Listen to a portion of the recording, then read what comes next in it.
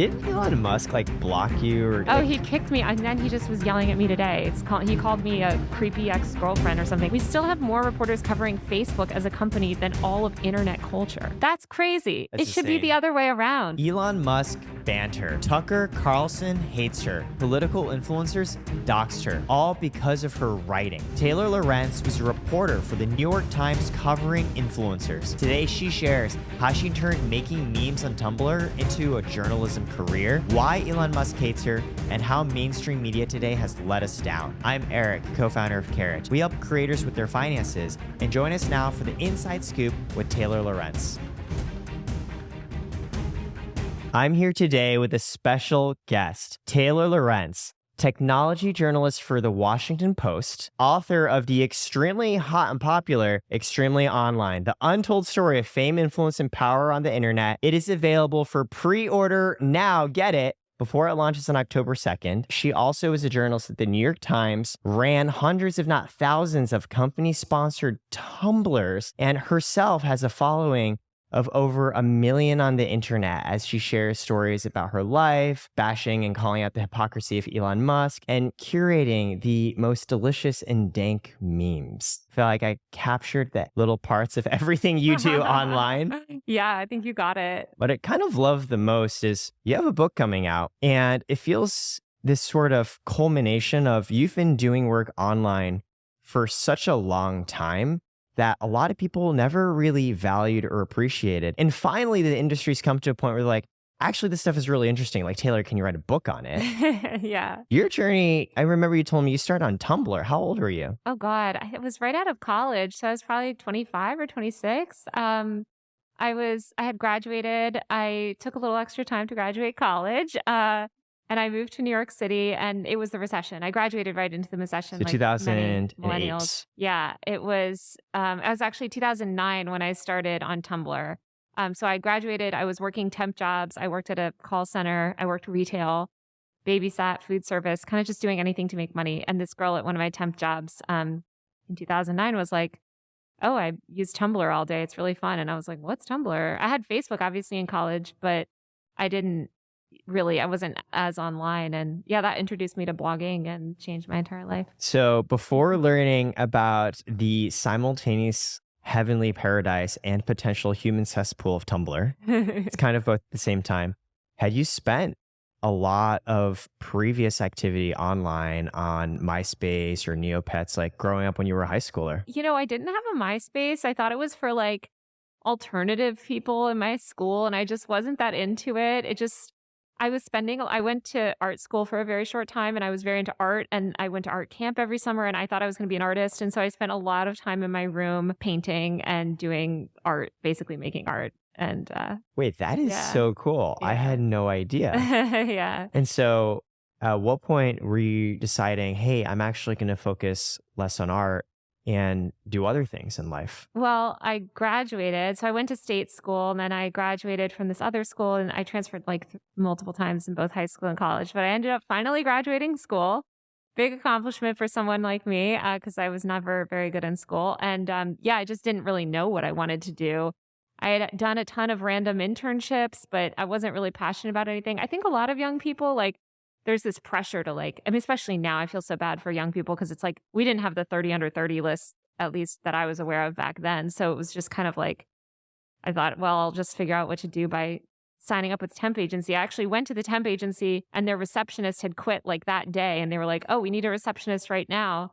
Do you want to be the receptionist?" And I was like, "Sure." And that was the best job because I got to see all the job listings as they came in. And then I would go off to these admin jobs. And yeah, I was terrible. I was a terrible administrative assistant. I got fired one time right before Christmas for fucking up a huge mailing. I mailed all the wrong, these 10K binders. If you've ever heard of a 10K, it's like a financial thing. Yeah, financial reports for companies. Yes, and I mailed all the wrong ones to the wrong people, which gave financial information to at this hedge fund or something. But that is terrifying. Yeah, it was bad. And they were like, "Okay, you are not detail oriented. You should not be in this job." And I was like, "Yeah, I mean, I'm not detail oriented." What's kind of hilarious is, aren't you a Fortune 40 under 40? Yes, now I made it. I made it under 40. So I love how you're telling these stories. So you're like, I was an art girl. I want to be a painter.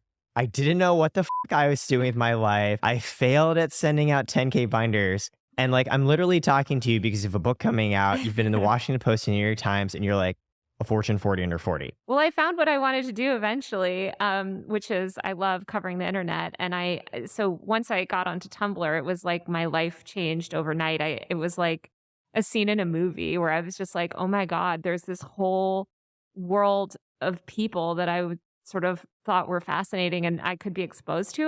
Wow. I just thought it was so cool and interesting. And also I had a lot of opinions that I didn't really have a place to share before. And with Tumblr, I could write, about things I cared about. And I had a lot of opinions specifically on the media and kind of like the way that they covered internet stuff. And I thought, I'll just try to cover it from the perspective of somebody that actually uses the internet all day. Because the media coverage back then, even now, I mean, it's very condescending to people that make things on the internet. And even when I started as a blogger, there were all these like, think pieces and panels that were like, are bloggers real journalists? Can someone who writes for the internet ever be a real journalist? When I got my first byline at The Atlantic, I was so proud and I shared it online and somebody goes, oh, well, it's not the real Atlantic because it's just the website. It's not the print magazine, which I at the time actually didn't even know they had a print magazine. I just thought, this is a great media brand. Yeah, I don't think I've ever received a copy of The Atlantic in print form, ever. It's such a boomer thing to say, like, make that distinction. And also, I always was like, I don't care if I never get a thing in print. The internet is what matters. It's what people actually read. Yeah. But legacy media, especially back then, they just had this like weird binary thinking about things. And yeah, I always just wanted to write about tech from the user perspective. There was a whole generation of gadget bloggers when I started out that I loved reading, and I loved reading like the TechCrunch and The Verge when it launched, but they were sort of writing about hardware from the users. Like, here's what it's like hands-on, review of the new Sony, whatever. And I was like, oh, this would be so cool if I could be kind of like a blogger like that, but for social platforms and software. And like, here's how people are using, this platform and why it's interesting and kind of do things like that. So I was really inspired by that era of tech blogging. I kind of love that because I'm a big believer, literally all fundamental progress in changing human history is a combination of two things. One is technological or scientific progress, but the second is a shift in cultural perception. You could build the best thing in the world. Arguably, one of those things might be the internet. But until people figure out what to do with it and how to think about it, it's kind of pointless. There was this huge rush of VC money into digital media companies. So you saw companies like BuzzFeed take off, Mashable, Business Insider. Like there was this notion of like, we need writers and let's hire all these bloggers that are really good at making content online. And my first media job was at the Daily Mail, which had just launched in the US. We were working out of an old apartment actually in Soho on Green Street. And yeah, I just was like, great. I love running. I ran all their social media because I had gotten into social media marketing, and the Daily Mail has always been my favorite website. They didn't have a Facebook page. And so how do you go from I am working at a call center to, oh, brands are paying me to run their company Tumblrs for them? What helps make that jump occur? Well, I was good at making things go viral, which at that time, I can't even explain how low the bar was. It was like you got like 500 notes and people would be like, oh my God, like, how did you make such a viral thing? But I was clearly like, I was good at it. And so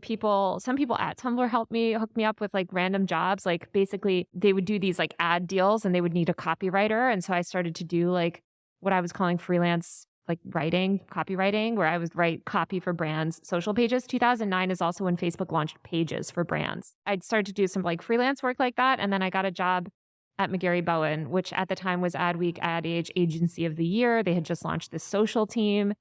And I joined and I started running social for different brands. I primarily worked on Verizon, which was a great brand to be on. We also did Bud Light, Miracle Whip, Chevron, McGarry Bowen at that time had like all these great brands. Verizon was so good because Verizon had a lot of media partnerships, and I ran the Verizon developer community.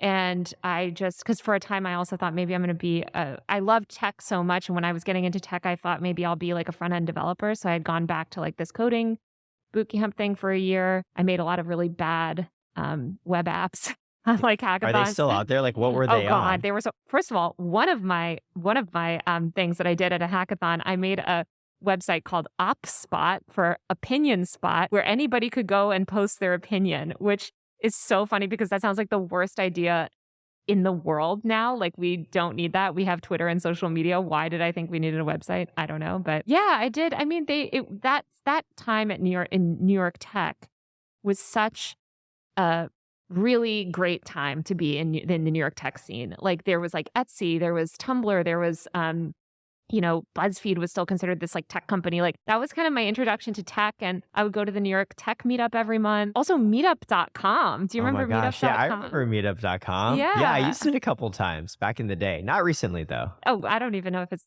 still, I'm sure it's still active. But back in the day, it was really great. Yeah. And I would go to all these meetups of other tech enthusiasts type people and tech events. And yeah, so I just started doing more social media. Then I did my social media marketing job at McGarry Bowen. And then I was getting really good at doing social. And I was like, you know what? And I was still writing on the side. And I thought, I want to try and work at a media company because that's more fun. Because media companies, you have, I would have to program these Facebook pages and Twitter accounts all day. And when you're a brand, you have nothing to say other than like, buy the product, Verizon, 4G, we love it. And so I was like, oh, it'd be so fun to run social for a media company because you have news all day. You can actually have a voice. Yeah. And like, there's things to say, like you're putting out the news. And I already was curating a lot of news on my Tumblrs and breaking news sometimes. So there's this ongoing joke recently when companies started to run their own Threads accounts that they would have like truly like unhinged energy or like, I always think of like the Wendy's account on like Twitter and TikTok is like very aggressive. So I'm trying to imagine like you're running like Verizon Tumblr. Is it just, I guess back in those days. Verizon they didn't have a Tumblr, they had a Facebook page and then like a million Twitter accounts. And so you're the one actually writing the copy. Yes. Was there unhinged energy or was more just like 3G, 4G, 5G? I did do the Verizon 10-year 9/11 like commemorative post. I did a 9/11 commemorative post, and I just remember one of the clients at Verizon wanted to put the Verizon logo in the lights of the September 11th memorial. And I was like, no, we can't do that. And it's so funny because the post still ended up being really cringe. And I tried to find it recently because Verizon's merged all their pages, but it was this like joke with me and the account manager that I worked with. And we were just like, yeah, but nobody was like canceling brands online back then. This was like, so early that like even just having a page was like, wow, so cool. Good job. We did a lot of phone giveaways and I would get to try the new phones. We did phone launches. So I tried a lot of Android phones and I got to work on a lot of stuff. As a tech lover, it was a great account to be on. Like it was just really fun. And at what point did you quit your previous jobs working in call centers and as admin assistants to pursue copywriting? Like when you're like, I'm so good at this Tumblr thing, actually this can become my full-time job. As soon as I got that job at McGarry Bowen, I think it was 2011. This is literally the hottest ad agency out there right now. And I can't believe I got hired here. So like now I have a salary job. Like this is so huge. And I think the salary was like $48,000, but I was like, I'm so rich. Like this is so great. Like I can pay my rent. I was living at the time, my friends, I lived in so many weird living situations, but I was living in at one point in like this lofted child's bunk bed that I had a rolling rack of clothes underneath because I was living in the walk-in closet of an apartment. Oh no. So that's hard. It was not. That's like starving artist mode. It's like New York City. I think like a lot of people, young people in New York City, you live on top of each other. I guess that's like the new modern age media story. It's like you making $30,000 a year off temp jobs in New York City, but you're really good at Tumblr. And maybe that can become something more. Yeah. I mean, at the time, there was no monetization. Like there was no money on the internet. And so like making things on the internet was purely sort of fun. And it hadn't been like, there was no like capitalistic sort of like instincts to it yet. It was a lot of fun. So Tumblr, it wasn't part of this like secret master plan to end up at media in ad agencies. This was you just like, oh God, like this is fun and I can talk. I like talking to people and I love technology. I love tech. Like I really love it. And I mean, I thought maybe I'll work in tech. That's why I learned, web development. And then, I'm not very detail oriented. And I thought, oh, I can write about tech. That's even cooler. When you were growing up and like, for example, in middle school and high school, do you think like people would have turned and be like, yeah, she's gonna be the one who ends up like being a writer? Like, No, because I'm dyslexic and I'm terrible at school. So no. there's a lot of people that are in sort of social media world or content creator world, I think, that are dyslexic actually, or like have learning disabilities. That must have been hard because I feel like the American school system is set up in this very traditional way. I'm very against it. I'm very against it, and I think I'm going to homeschool my children. I think the U.S. education system is terrible and broken, and I have very strong feelings about it. I mean, as I said, I had to transfer so many schools, and I had a really hard time. And I was just talking to my mom recently. I was like, my mom was like, we didn't know if you were going to graduate or something. I was like, it was dicey. But yeah, I mean, I just think it's frustrating because I always felt like I was smart, I guess, but I couldn't. I mean, obviously, again, she has a book. You should buy it. Hopefully it's good. But yeah, it's just, school, they don't, especially in the 90s and the early 2000s, it's like they didn't have any awareness. I also have like ADHD. There was no understanding of that. So you have dyslexia and ADHD. Yeah, which go together a lot. Gotcha. Yeah. And then a lot of people in the traditional schooling system almost expect us to be cogs. Like, go do this homework and learn how to read and write this particular way and follow these instructions, which I'm just imagining is really anathema and antithetical to what you want to do. Yeah. Well, because I like being creative and I'm just not good in the traditional school system. And I think it really broke me and f***ed with my head. Like, I honestly wish I had more access to the internet when I was younger. At least the internet now, for all of its flaws, you can learn a lot and you can kind of be aware of your situation.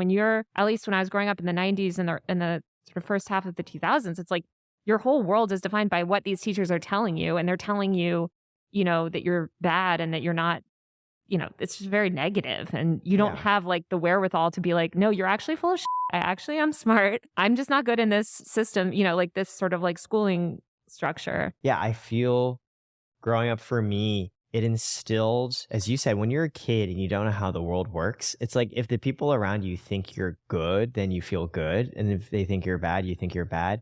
There's this whole psychological effect called the Pygmalion effect, where they told teachers that half of their class, like these kids, they're really smart. They're great. And like this half, they suck. They're stupid. And it was randomly decided. And after a year, the students who were anointed as top students actually were doing better because that's what teachers assumed was true. So they started to treat them better. They'd have more patience. They'd give more positive support because like every kid stumbles when they're learning. But if you think the kid is like smart and just a good person, you're like, okay, they're like figuring it out. But you think they're like a fucking idiot. You're just like, why can't you do this? Yeah. And, like even as kids, we're not stupid. We can tell when someone thinks we're dumb. Yeah. Yeah. And also I got like downranked into all these like low level classes. Like I went to public school and like, they had like the honors classes and the smart classes. And then they had the like lower level classes and I was like,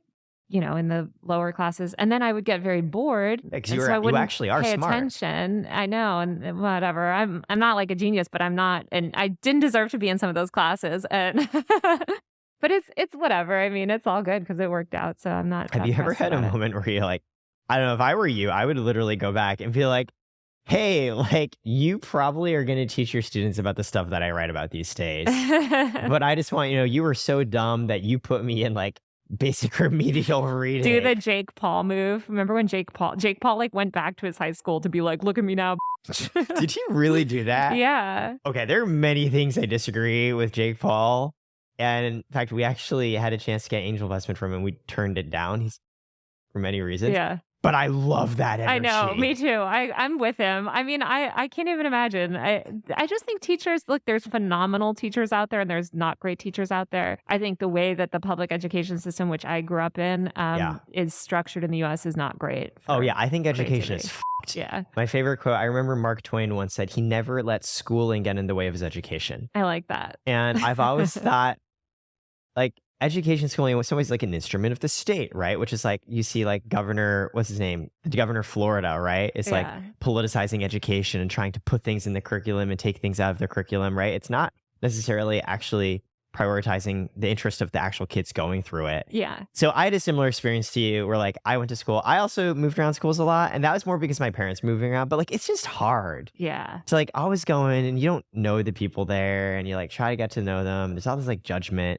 And for me, I had similar stimulus, but I reacted a different way. Like similar in the sense that like it's just so clear. Like there's like one way to learn, right, and like one way to memorize, one way to follow things. And I dealt with it like, oh God, like let me go and learn like all these things and become this like perfect little robot who can like spit back all these facts and figures without understanding any of it. So I also with my head. I think Yeah. I've spent like the past like 10 years trying to be like, it's okay to like just do things. And it's not like tests and grades determine success. It's in fact, in the real wild world, like even just talking to you, right? Like you've just had this like fascinating story of how you navigated your life. And like, it's not like color within the lines, paint by number. Yeah.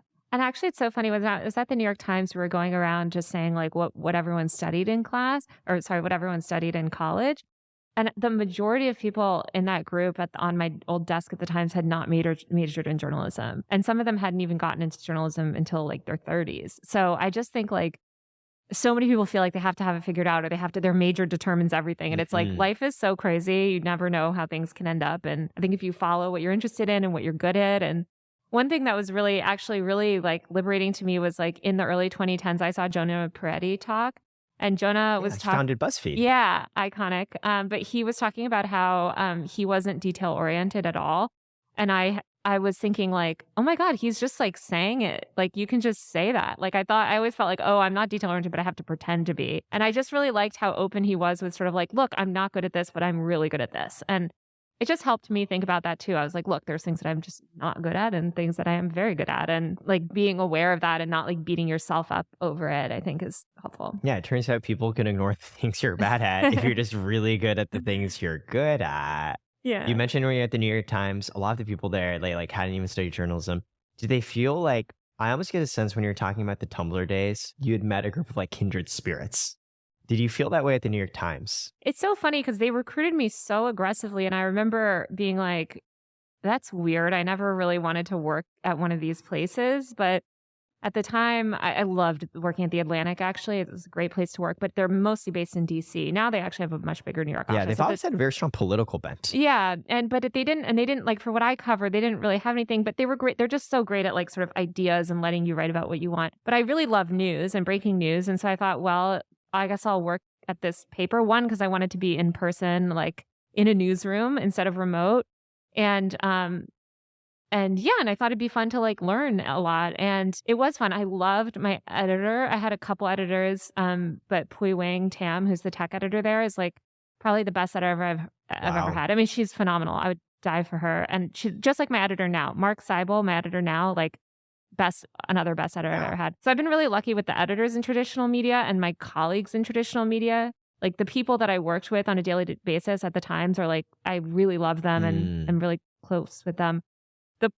My sort of problems with traditional media, I think, are more of at a management level and a sort of understanding of, I think when they hired me, they didn't understand my beat at all. Like they thought, oh, she's going to be in the corner writing up silly TikTok trends and not covering these huge national stories that have political implications and tech stuff, and billionaires are yelling at me and Tucker Carlson's coming. Yeah, like, didn't Elon Musk like block you or kick? Oh, he kicked me, and then he just was yelling at me today.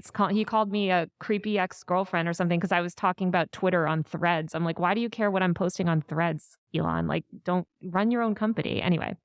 But he's crazy. But yeah, he kicked me off Twitter after I asked him for comment. After I wrote a story last December showing that he completely lied about this interaction he said he had with the police. Anyway, like it's crazy, but like I'm just saying, like it's I write about online attention and a lot of stuff, and it gets a lot of attention. And I think that when I was at the Times, I got so much support from my editor and from my colleagues, but I think the management there was like very confused by my beat and like why is Taylor like always on the news, and like they would try to like help me, but they mostly gave me bad advice, and so it was just hard. Yeah, I almost picture this like, okay, we brought Taylor on because like, look, this TikTok thing is exploding. Like, hey, like guys, like I think it could be a thing. Like Taylor seems to be on top of it. And they're like, why she in the center of all these stories with everybody, like throwing hands, like Which I've hitting them always back. been. It's like they obviously didn't log on because, like, I mean, I had PewDiePie make a whole video about me in 2018. Wait, what was his Which video he's about now, you? I actually went to go find it recently, and I noticed he's privated a lot of his videos,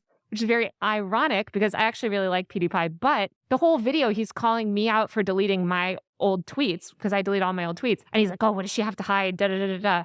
And he was mad at me because I said something about Mr. Beast. I wrote a story years ago about Mr. Beast. Anyway, and now he deleted his old That's videos. ironic. So anyway, no shade to him because I like him. And Yeah, he's I a think dad everyone now. who makes anything online slowly realizes you have to learn how to also regulate your presence online. Yeah. Because there are so many people in this world who want to find something to hate, and you become their target, and you're so accessible because you're making things online. You become a beacon of hope to those who see you as someone they can become, like you listening to Jonah, and you become a target of hate for those who hate what you represent. And so, yeah, I think every creator reaches a point where you're like, okay, I should delete these things because I don't want to be exposed. I also kind of love, to me, it makes a lot of sense because online culture has just become culture, period. Yes. So it's like, if your beat is like writing about attention online and creators and influencers, that actually ends up slowly becoming everything. Like Trump is an influencer. Absolutely. And I covered the 2016 election because of that. I mean, I think, and also just to say, like, I really loved working at the Times. It wasn't negative at all. Like, I only left because I have way more freedom at my job now. But I think it's like you said, there was this creep. And also, like, when big influencers would yell about me, or, you know, everyone I write about has an audience too, and they usually respond to the stories. So it's like you're writing about people with millions of followers and they're going to respond to you, which I would too. I respond when people write about me. Like, that's the world, you know, I totally get it. It just ends up creating a lot of things. But back in 2016 or 2017, that was like its own ecosystem. And so media people didn't pay attention to it. Now in 2023, you've got these big content creators responding, or, you know, tech people. And it's like, that's just culture. And so the media pays attention to it. And so there's just a lot more like scrutiny and like attention. Previously, before becoming a journalist, right, when you were writing copy for a lot of these different brands, and I remember at one point you even ended up, I think you said it was for Time Inc., running your own media startup that you raised millions of dollars for. Well, no, Time Inc. invested millions. So it's called Instant. There was articles written about it. It doesn't exist anymore. But yeah, I wanted to start this media company that was covering internet celebrities. And People Magazine at the time was very interested in doing that. Will Lee at Time Inc., I think he's at NPR or something now, but he was really great and really supportive and was like, let's, you know, do this and you can help run this. And I helped, I worked with, I can't remember the woman's name, but she was like the GM of business. We made a business plan. We got funding from, you know, Time Inc., and they built this product and launched it. And ultimately it didn't succeed, I think, because it really, again, like all of what we're talking about, it kind of ended up just being folded into people.com because that's what it should have been anyway. Like, really, people should have just, like, people.com should have done it from the start. Because covering it. But it was like seen as this separate thing that was supposed to be. But it was really fun. And I learned a lot about like kind of building a product. And that was a really fun year. How did that? And then I went to cover the election. But yeah. That was a whole nother thing. Because I feel like you've basically hit like every possible aspect of media from all these different angles. That's why I bring it up, because, you know, we talked a bit about being in school, talked a bit about Tumblr, Washington Post, New York Times. There's this whole middle area. Like, you so casually mentioned, you're like, oh yeah, you know, like I got them to invest in me. No, they invest, from not outside investment, just to be extra clear, because that's a very different thing. That time in media was sort of the beginning of the end of the VC investment in media. They thought BuzzFeed could become this technology scaled company and all these things. Right. Yeah. This was 2015. And so Time Inc. invested in this project, which was its own brand. And it was this really cool thing. And I think it ended up doing pretty well. And I mean, I went to go work when 2016 came, I ultimately wanted to cover the election. So it lasted a little, you know, it went on for a little just like, bit. how did this even happen in the first place, right? Because I wanted to start my own media company. I always wanted to start my own media company because I thought that the other media companies sucked and were bad at covering the internet. So when I got, you know, with that Time Inc. project, I was like, oh, maybe I'll start my own media company. And then it just was like clear that it didn't need to be separate. Like, internet stuff was just merging. And that's even back in 2016. I think 2017 was actually, and I write about this in my book, the pivotal year when everything flipped, because 2017 is when that's when like the mainstream media really started to pay attention to the internet. That was the year of the adpocalypse. That was the year the FTC cracked down on influencers. That was just this like pivotal year where like suddenly like influencer culture, content creator culture became mainstream culture.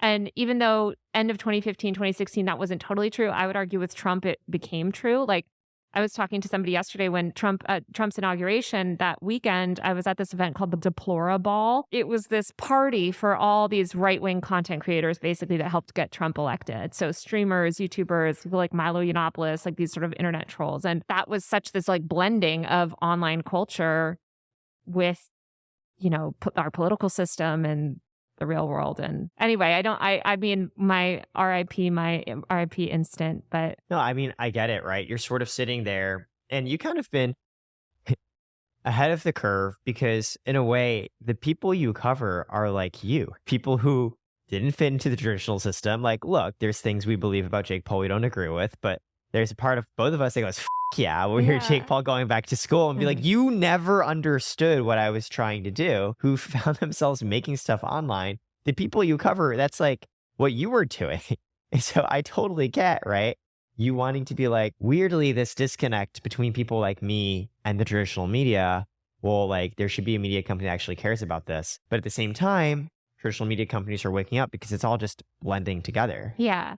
I wish I found my like the deck that we made actually, that like pitch deck of For Instant. And it's so funny to look back on it because it's just like, it was so prescient in so many ways. And I have to give credit to Will Lee and all these other people that I worked with too, because they were so great at like, you know, recognizing that this would be a thing. And I think that brand, that media brand was like a little early. I think it was it was supposed to be also distributed. So it was supposed to live, there was a mobile site that was mobile first, but then it was like also this notion of distributed content. So like the way that actually almost every media brand operates now, where you're publishing across social platforms. You're not only publishing on the website, you're also running a Snapchat, you're running a, you know, YouTube channel, whatever. But at the time that was very different. And so basically you look back at your pitch deck because I feel like I was like, this is good. I should have. Do you still have the slides? Yeah, I have a box with like everything from that era. Are they ever going to go online? I should tweet it. I also found the decks that I made for when I was starting the Daily Mail social accounts about like Twitter and like why brands should be. When I was going back through my book, I found a lot of old. Basically going to the Daily Mail and saying you should care about having a social presence and you should like let me help you with that. That was like the first like probably 7 or 8 years of my career were just like being at companies being like, you should really care about the internet. You really should. It's going to be a thing. And then so after the 7-8 years, we're like, to your point, like I think 2017 really was a tipping point. Yeah. Because turns out if you get people to care about you online, everyone's online, you get people to care about you, period. And that powers business and technology and politics and everything.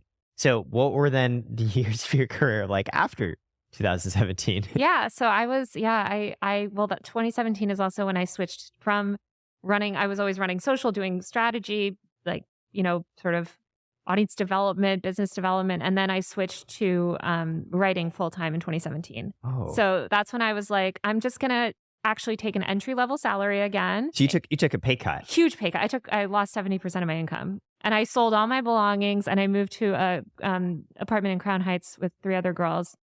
And I just was like, whatever, I'm going to make an entry-level salary because I want to be a writer.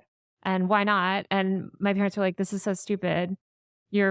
Don't do that. And I was like, I'm just going to do it for a year because I know I'm good at the internet. I know that I can get another job. Like, I know that I can go back into marketing if I need to. And I was like, if somebody just gives me a chance to write and make this beat a full time, like, I know that I can make this a beat. I love the conviction where despite the traditional schooling's education's best efforts to make you feel that you were stupid, you'd spent enough years now online where running Tumblrs, helping brands figure out their socials, helping brands think through audience development, spinning up Instant, you're kind of like, no, like I'm good at this.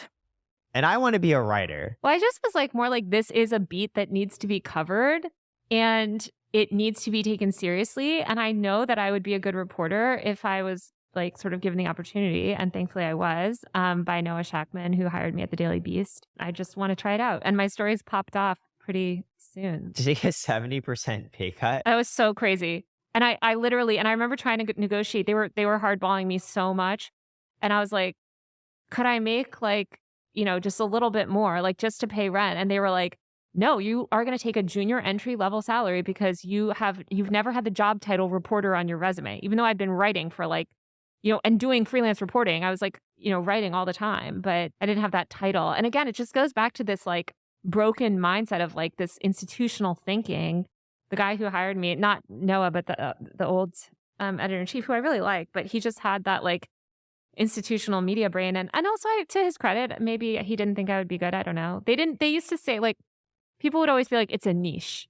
Like when I was like, oh, I want to write about Viners, whatever, they'd be like, well, that's a niche.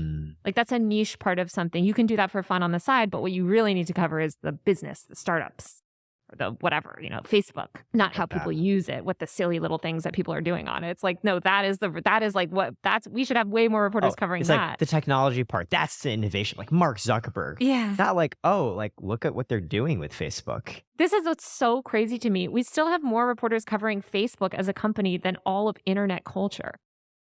That's crazy. It should be the other way around. Like we should be covering, there's this obsession too with like fetishization almost. Yes. And it's like this like founder obsession. And also the like, what's the latest shakeup on the board seat? It's like, okay, that's interesting. But like, what's 10 times more interesting? How people are using the product. The most frustrating thing. So I actually worked at Facebook. Oh. I didn't know that. No, it's true. I'm not offended. I no longer work there. And what really killed me was I felt the company became a metric-seeking machine optimized for metrics while forgetting what the metrics actually capture and represent. So there was this infamous quote from a VP at Facebook, Andrew Bosworth, and this leaked online. Sounds like you're very familiar with it. He said, "Growth solves all, and it is so valuable to increase the number of people in Facebook's ecosystems, the number of users, daily active users, that every other negative externality that comes out of it, including like potential terrorist attacks, is in fact worth it." Yeah, I don't agree with that. I don't agree with that either. Like, I think many people today don't agree with that, but there's almost this like, ooh, what's like really cool? Like technology and moving things forward as opposed to like how people think and use and write and create. That's actually something I've spent a lot of my life figuring out too. Like growing up with Asian American parents, it was always, what's valuable? It's like science and math. Like literature and history. That's like, I don't know. Like I remember my dad was like, I really like want to take English courses in school. He was like, talk about books with me. Like, you don't need classes. Oh like, my God. You find a book you like Jane Eyre, talk about Jane Eyre with me. I'll jump on the phone. I'll talk about it with you. Like that's equally as valid. And it's just like, no. Yeah.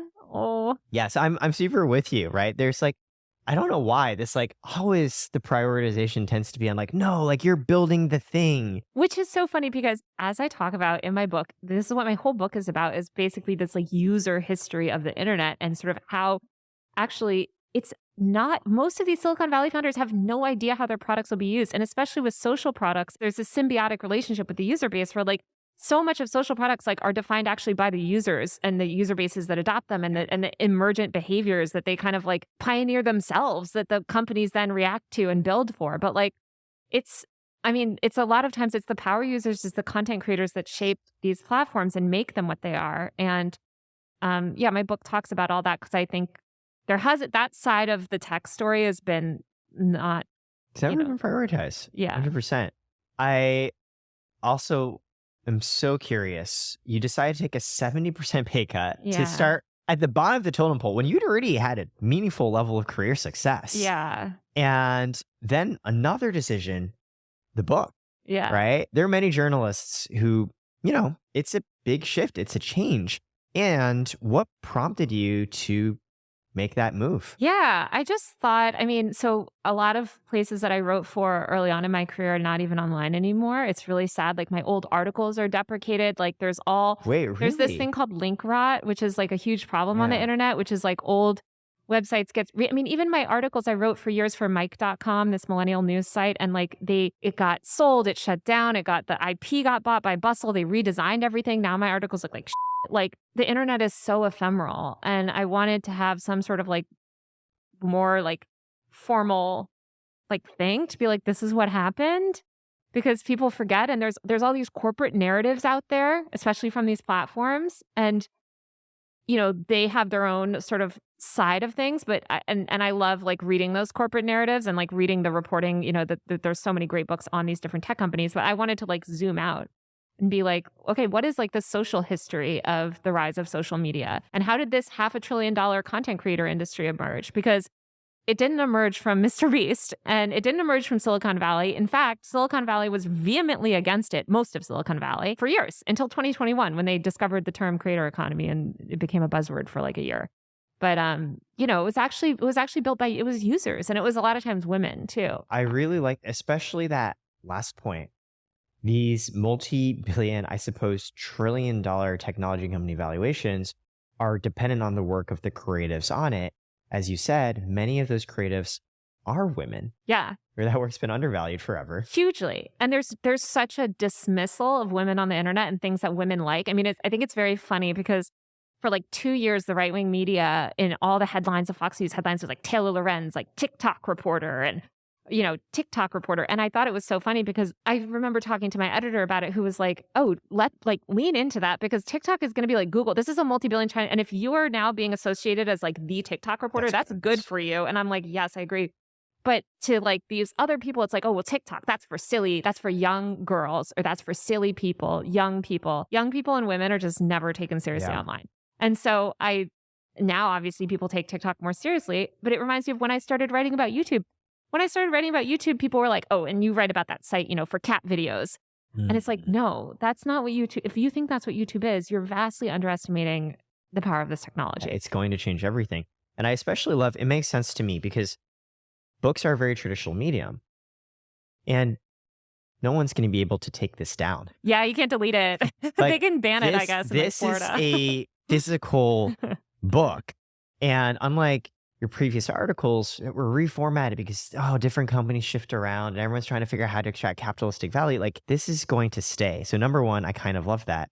Number two, I understand more because I haven't read this book yet, obviously. I know. I hope you like it. It's already, somebody assigned it for a class in college already. That's pretty darn cool. So I'm like, oh my God. It's sort of, again, this full circle. You're like, traditional education never served me. Sucks. Unless you assign my book in school. Well, Put me in the professor who assigned it, who's actually this academic that I've quoted a ton before, his name is Jamie, and he actually studies digital media and stuff. Okay, so that's why he understands it. Yeah, he totally gets it. Yeah. Yeah, and I kind of love to, now I understand the premise way better. It's almost everyone focuses on the infrastructure that's been built. People don't focus on who's using it to make really cool things. That's why it's untold, because it's never been valued in the same way. And then third, I'm also really curious to write the book. I mean, how long did it take you? Like 2 years. Like, that's really long. Yeah, it took me a really long time. I didn't take a significant book leave at all. Yeah, I'm sorry, not long. I'm like, oh my God, just like, no, it was a long time. I wish I had taken a leave. I mean, my friend is writing like a Twitter book and just went on leave and like he has to turn it in November. And I'm like, that's crazy. But I took a long time because it was also like, I started it during like the peak of COVID and it was like kind of a therapeutic thing for me too, to like go back and like look back at the internet and like remember what was good about the internet. I started it in 2020. It was just like the worst year. That was when Tucker was really like coming after me and it was really hard. And yeah, I remember like you were doxed and people were just like harassing the out of you and my family members and my friends and everything. I mean, it was like, it got really bad. And it was like this dark time. And but so, yeah, the book was kind of like, it made me remember what I love about the internet. It's like, well, people are using the thing I love to fucking destroy me and the people I care about. So maybe it's time to like remember the good things. Well, I'm a tech optimist, and I think like it's hard. And I know that there's this, and it's important to cover the downsides of tech, but I also think there's been a lot of negative, focus on the negative, which we should call out all the up stuff of Silicon Valley and stuff. But it's also like, I think there's, especially in the media, there's so much focus on like, it's destroying democracy and stuff. And it's like, okay, but it's also this huge engine for creativity and liberation and amazing things. And I don't want to lose that, Yeah, I love that. And so writing this book past 2 years, started during COVID. You did not actually go on book leave. Yeah. So you were still writing I went on like articles. a half book leave for like a minute and then I couldn't be away from work because I was getting FOMO. So yeah, it's almost like you want to write the book, but like I've seen pieces come out from you. I couldn't like, stop posting. The past 2 years. Oh, also, oh my gosh, your meme account is so good. This is Taylor Lorenz 3.0. I follow it not because like it's from you, if that makes sense. And I know you. I follow it because it's fucking Oh my gosh, hilarious. thanks. And like, initially before I got to know you better, I definitely was like, how does she like put this together? Like, does she like pay like a 15-year-old meme editor to make this? And now knowing you more, I'm like, oh no, like this has been in your blood since like day one. This is like Tumblr roots Taylor just coming out and be like, this is funny and this is fun. Yeah, I like Yeah. having fun online, and I have a lot of fun accounts. What was it like? Because I imagine I've never written a book, obviously. 2 years. The internet is changing literally as you are writing it. Like, how did it start in your head, the story and structure, versus like how did it end up developing or changing or evolving Yeah. as you're going through it? Well, thankfully, I wrote like a history book. So I was like, I wasn't trying to chase the news because I think it's so when I pitched this book, they were like, don't write an internet history book. And I was like, oh, totally no. And then I was like, okay, so I Wait, wrote an internet history book. Why would they say don't write an internet history Well, book? I think they wanted it to be more focused on like TikTok and like this was like Hype House era when everyone wanted a book about like Hype House content houses. And I was like, that's like a chapter maybe, but like that, like to understand that world, you have to understand everything else before it. Yeah. And nobody did. People thought, oh, this is this new phenomenon It's because never happened. right. And Yeah. so I write a lot about the first content house in 2009, which was the station. It was this group of YouTubers. They actually ended Yeah, up this is building... before Team 10, I remember. Oh, way before Yeah. Team 10. Yeah, there was Team 10. There was the O2L house Yep. before Team 10. I mean, there was a lot, but there was just so much that built up to these moments. And so, yeah, I started with what I consider the dawn of the creator economy, which is blogging and mommy bloggers, really. They were the first to really commodify themselves and build personal brands online and create a lot of these revenue pathways that people still rely on Still today. picks up on. Do you think there's ever a world where you would just become a full-time quote unquote influencer creator yourself? I think the thing is I think reporting on the industry, I'm just so acutely aware of how hard it is. Yeah. And I have a lot of health problems. And so like I need healthcare. And I've not had great healthcare before. Like I've been a freelancer and like I know how hard it is. You were literally like excited because you're like, I'm being paid $45,000. Yeah. Yeah. So like I think which really sucks. Like this is a problem I have with America. Like generally, I actually think it's like because we don't have this social safety net, there's a huge barrier to entrepreneurship. Like I would love to start my own media company, but I can't afford to not have healthcare and I don't have, and so I wish that we had more of a infrastructure, but I don't know. I mean, I've been like independent in the past and I probably will again. But I just, right now I have this amazing editor and I don't want to leave because he's so great. I love that. I think the very last question I have is, if you hadn't had that fateful encounter where your coworkers like, check out Tumblr, check out Trees of LA, like where do you think you would have gone or what do you think you would have ended up doing? God, I always think about that because I'm like, I think I would have been miserable. Like, I mean, I think it was really sad. Like it was a hard time also because the economy was crumbling and it felt very dark. And I don't know, I probably would have still ended up in some sort of creative job because that's just who I am. And I'm a worker. I've been working forever. Like I always find some job to do, but it don't know. It would have been a bummer. Yeah, you would have found something. I would have done something for money, but like it probably would have sucked. I think one of the reasons why you end up with such distinct personalities in the creator influencer world is it's still, while easier, really hard to successfully become an online content creator. So of course, structurally, you're going to select for very unusual people that have made it through. Yeah. And in some ways, that's what I love about what I get to do every day is meet with people who've gone through the unusual path and are very unusual. Like, I kind of think you're pretty cool. I mean, like literally your story is like, and I don't mean this in a derogatory way, in a way others might say, like Tumblr girl, quote unquote, right? With all the negative connotations that traditionally has to, you have so many badges of prestige now that I think nobody from the traditional media segment could look at you and not be forced to respect, despite their wishes, what you've done. And even the people who hate what you've written, it's because you're relevant and important and you figure out internet culture is everything, right? And I had no idea when you shared that you had ADHD, like you had dyslexia. School sucked. But when I heard you say that, I was like, in a way, the story in my head is like, this makes sense because to have found such a creative focus in something so many people consider niche for so long, you had to be a little different than just like the traditional vision of, oh, this is what a journalist is going to be. That's what I still think is really cool about being in this world again.